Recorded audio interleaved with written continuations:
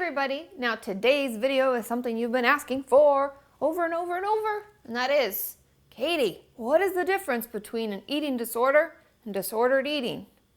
So stay tuned and I'll tell you all about it.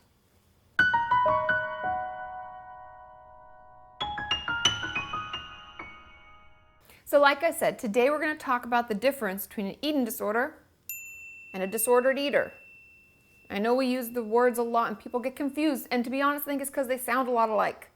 But the real difference, the core difference, is that an eating disorder is a coping skill, and we utilize our eating disorder when we're feeling stressed or overworked or overwhelmed or whatever. We use the eating disorder as a way to cope with any negative emotion, right? We've talked about that, and that's why we work to replace the eating disorder with healthy coping skills.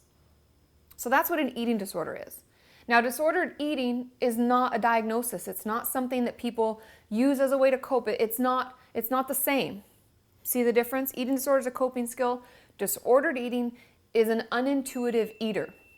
Now, this person can be really triggering to someone who struggles with an eating disorder, because we know our eating disorders can be competitive. Now, this person has no idea that what they're doing can worry you or bother you because they don't utilize their eating in that way. It's not a coping skill, they're just not intuitive.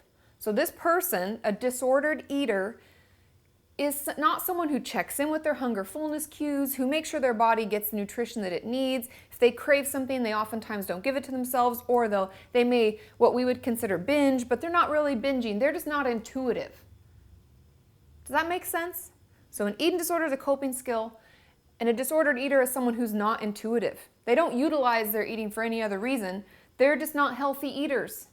And it's really hard for us to be around them. And so oftentimes we will talk to parents who maybe are disordered eaters because they're triggering to our clients. And so I will sit with my client and I'll talk to their mother or father and say, you know, when you guys go long periods of time without eating because you're busy, it's really triggering to my client. And we're going to have to get you on more of a schedule. Are you seeing the difference? I know that many people, I would honestly venture to say 70% of the population are disordered eaters because they're not intuitive. They're not noticing, hey, I'm hungry. I should plan on where I'm going to eat next. I should probably have a snack.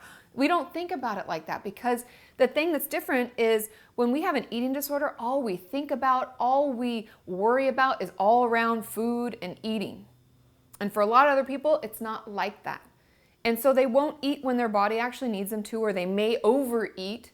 And it can be really difficult for us. And so when I talk to parents, a lot of times we will talk about a mother, let's say a mother who is really restrictive on what she allows herself to eat. We'll call that disordered eating. Now, she's not using it as a way to cope, but she's not eating properly.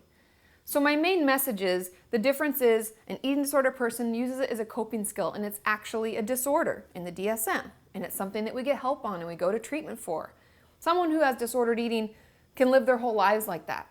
It's just very triggering to those of us who work in the eating disorder world. And so something that I would encourage people with an eating disorder or people with disordered eating, get a nutritionist, see a dietitian, because getting on a meal plan and knowing what your body needs, because they'll work with you, because everybody's body is different, right? Sean eats very differently than I have to eat, and our bodies are different sizes and different shapes, and our bodies need different things for different reasons, right? And we need to know what that is. And so working with someone to get a meal plan and to have them put it together and work with you can be really beneficial.